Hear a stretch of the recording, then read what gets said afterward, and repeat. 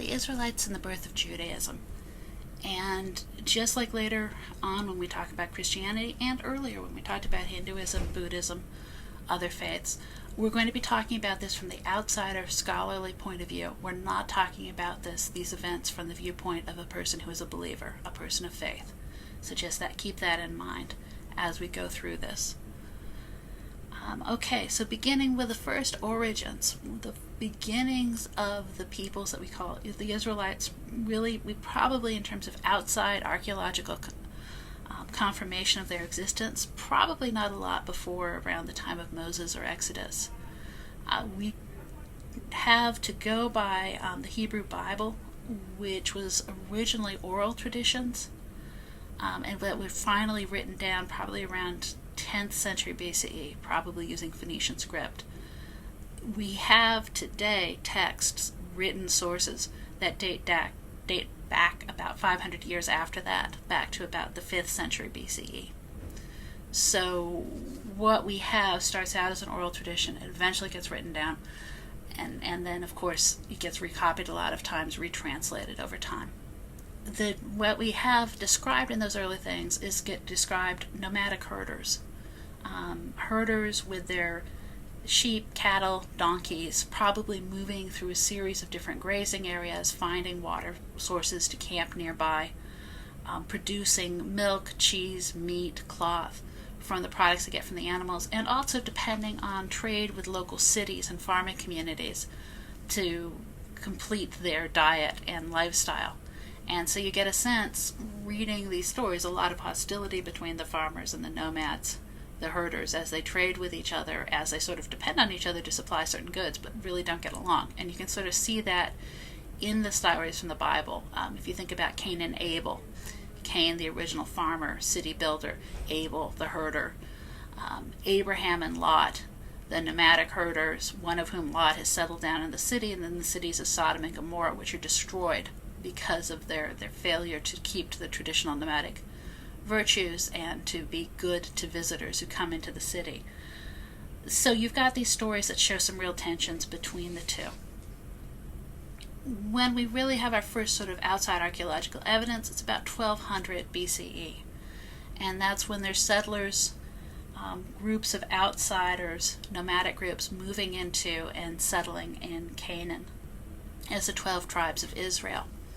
And by the way, if remember we were talking about the Phoenician trading empires, you can see them sort of on the upper left, and those are the ones that get shoved out to the coast as sort of these people move in and set off on their trading way of life.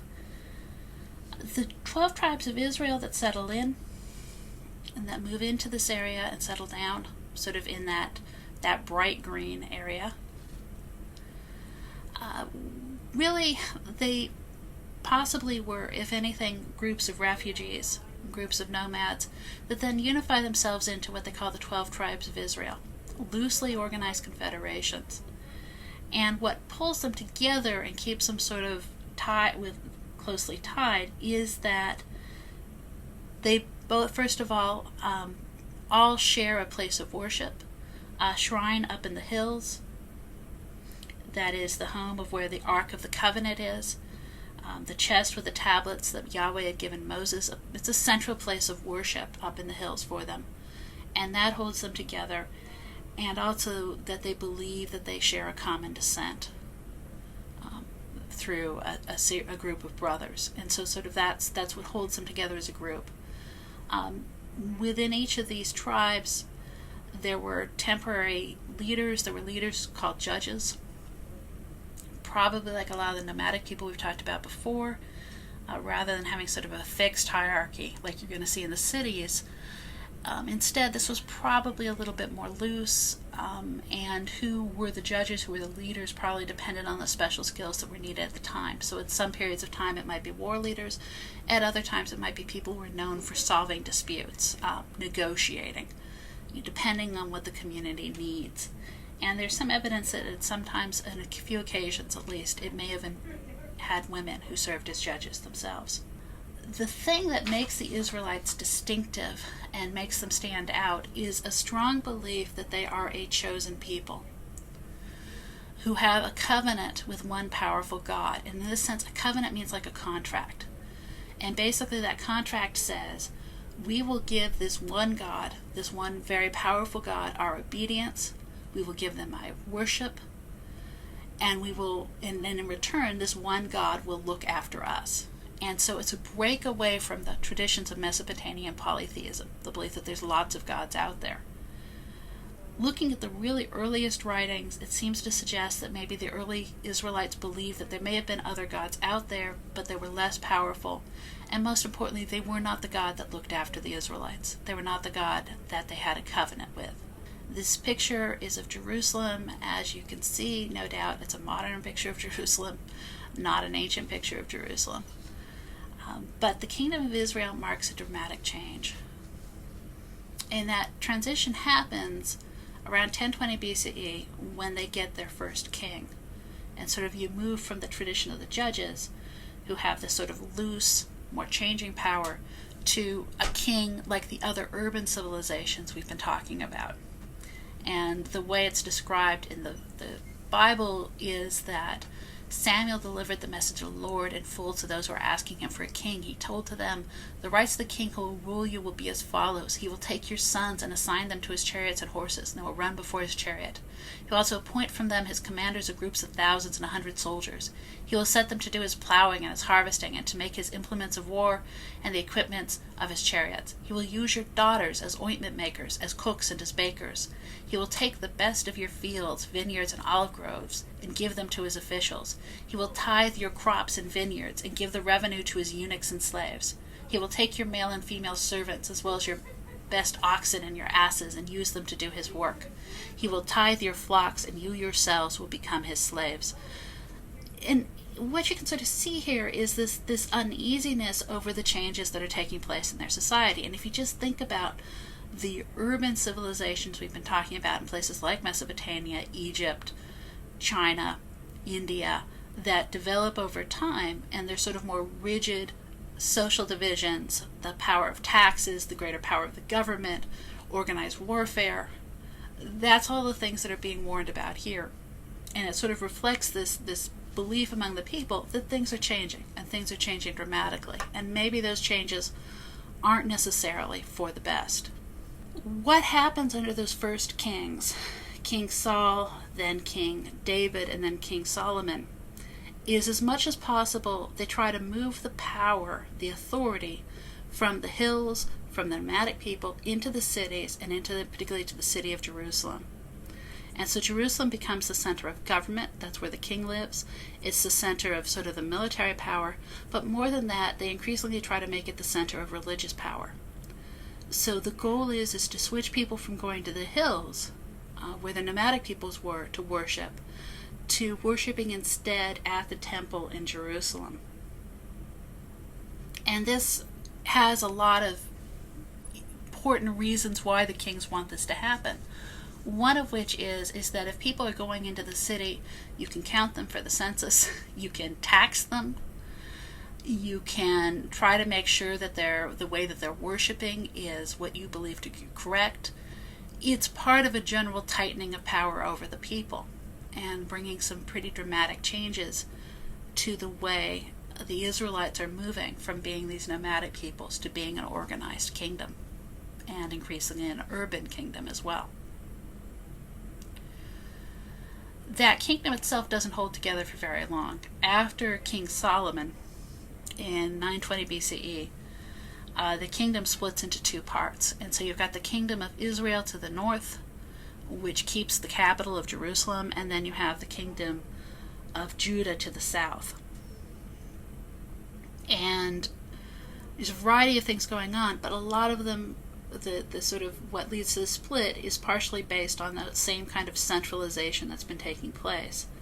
The growing demands by the kings for money, for labor, for resources being devoted to that, the growing power of the cities, the growing role of trade, the shift away from the nomadic way of life, all of those things create tensions. More than that, there's a lot of tension over the proper place of worship, whether it is best to worship in the central temple in Jerusalem or to worship like they had worship before at the shrines in the hills. And all of these tensions result in a split between the two halves of the kingdom. In the process of this, somewhere in there, it's clear that what we would consider modern monotheism has become established. If in some of the earlier writings there seems to be a little doubt about, is it just that our God is best, and there's other gods out there but they're not very good, clearly somewhere in there around this time of the kingdom it becomes established that there is only one God, and that God is the Israelites' God, Yahweh. That is the only God. That God is the creator of everything. That God is all-knowing, all-powerful, and that God has a special relationship with his chosen people of the kingdoms of Israel and Judea. And that special relationship can operate in two ways. It can operate in the ways of special guidance, special protection, but it also, and you can sort of see this in some of the writings at the time as people are uneasy about the way that the kingdoms are developing, it can also be seen as a special relationship that can lead to punishment and chastisement as their societies go astray. And what does happen is a series of conquests. The first one is with the Neo-Assyrians in 721 BCE. We talked about the Neo-Assyrians and their special practice of deportation. That's what happens to the kingdom of Israel. The people of Israel are deported and sent away, just like in that illustration down below from the various carvings of the Neo-Assyrians. Judah manages to survive. It's not quite clear how they manage to survive, but they do. They don't get conquered by the Neo-Assyrians. But a little less than 2 centuries later, the Babylonians conquer them instead. And when the Babylonians conquer Judah, they destroy the temple in Jerusalem, and they take the royal family, the elites, and the skilled workers and deport them, taking them back with them to the city of Babylon as labor there. It's the end of Israelite independence, pretty much, until after World War II, really, because they'll be part of the Babylonian Empire, and then they'll be part of other empires to follow, but they're really not going to be independent again as a country.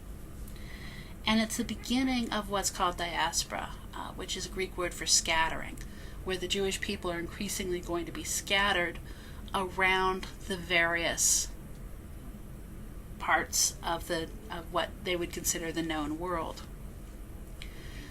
The thing that makes them unique in this, and sort of look at this map that shows you that sort of over time, that growing diaspora away from that central location. If Jerusalem, if you look sort of at the center of this map, and then you can sort of see the widespread of people over time, and then of course later much further. The thing that makes them unique isn't necessarily so much the scattering. Diasporas aren't all that uncommon in that sense. What makes Judaism different is that they maintain a separate cultural and religious identity in exile. And so it's not that the people are scattered, it's that they may be scattered, but they still think of themselves as these children of Israel, as what becomes over time a religion, Judaism. And just to sort of give you a sense of that, you have the original sort of conquest of the Neo-Assyrians of the kingdom of Israel. Those people are just gone, pretty much. They disappear into the Neo-Assyrian Empire. But when Babylon conquers Judah, they remain a people who see themselves as having a unique identity. And the way they do that is by remaking their sense of what it means to be one of their people. And increasingly that becomes by belonging to this set of religious beliefs. And the key elements of this that make it work are these certain practices that develop. First of all, the synagogues, places to come together for worship, but also community centers. And all of these elements I'll go through in a little bit more detail next, so you don't need to write them all right down here. Rabbis as religious leaders beyond priests. Deuteronomic code, which basically means a code of specific, unique behavior. And then finally, moving from an oral tradition of the writings of the Hebrew Bible to actually writing them down as a written text that people can take with them and have easy access to and reading of. So synagogues. Historically, the belief was you either worshipped at that shrine that in the hills, and then later on you worship in the temple. And that's the specific place where specific religious rites of sacrifices can be offered up. Those can't be done anywhere else. What develops in diaspora, in these exiles, is something new, what eventually are going to be called synagogues. And this is the ancestor of Christian churches, it's the ancestor of Muslim mosques. And the idea is it's not a place for offering up sacrifices. Instead, it's a meeting place for prayer. It's a place where the laymen lead the worship, not priests, because among the Israelites, there was a specific tribe, an inherited group that had the power to act as priests, to offer up worship in the temple. But now the temple's not there, so someone else has to lead worship. And it becomes a new group of laymen who are actually in charge of doing it. And these places become not just meeting places for worship, but social centers for the diaspora communities. So, in your city, let's say you're living in Alexandria, your synagogue becomes the place that you go to meet other people from your community, to pray, but also to make the contacts, find the young man that you may marry your daughter to, find someone you maybe want to do business with, all the various social contacts that help keep you together as a community. And I'm telescoping a lot of stuff. This takes a long time. This takes hundreds of years to develop. I'm sort of telescoping it all into a much more shorter development. The next thing that goes with that is the new religious leaders that observe. And this is showing a rabbi from a later period, from the period of the Roman Empire. But what develops are these new religious leaders. And like I said, the priests are an inherited group, and their authority is only in the temple. So the temple's not there, someone over needs to take over and become the leader of worship. And the people who do are laymen. They don't have that inherited position as a priest, so they can't offer sacrifices. But they are scholars, they are experts in Jewish law, and that knowledge is what qualifies them as becoming religious leaders. And eventually they evolve into what are called rabbis. And there's a pretty direct connection between this model of religious leadership and what we see later on developing with Islam, where in both cases, one of the most important qualifications is this knowledge of Jewish law or religious law and proper religious behavior, and basically keeping the people together and following this in a way that keeps them members of this religion, even in a world where they're always a minority. The next piece is the Deuteronomic Code. And this is writing down those oral traditions that went before that have and developing very specific rules of conduct, proper behavior, that are going to identify you as a member of this religious community, long-term over what you would be called a Jew, in a world where people behave very differently. And there's a wide range of things that are covered by these. So there's rules about what you can eat. You can't eat pork, you can't eat shellfish. There's rules about how you can eat things, keeping meat and dairy separate. There's rules about bathing.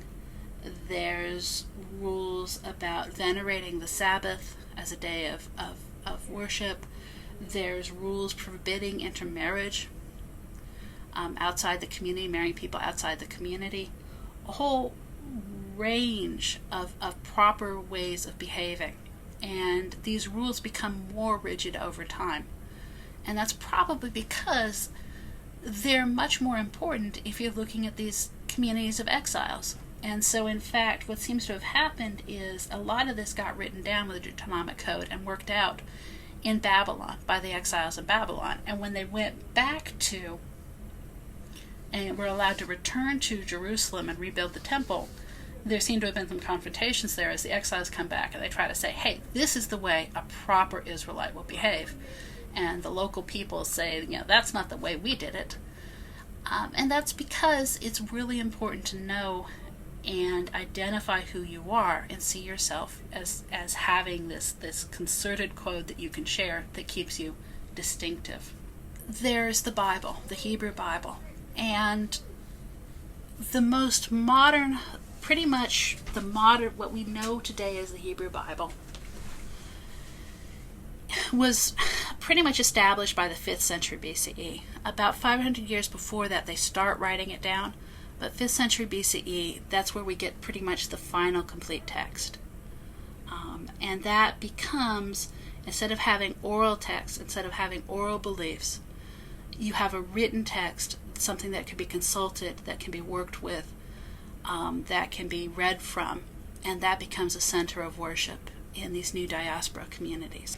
They are allowed, the exiles that were taken by the Babylonians were allowed eventually to return to Jerusalem under the Persians who conquered where the Babylonians had been, 515 BCE. When they returned, they rebuilt the temple, and so you have a revival of worship in the temple, the offering of sacrifices in the temple, led by the priests who were leading worship in the temple like they did before. But these new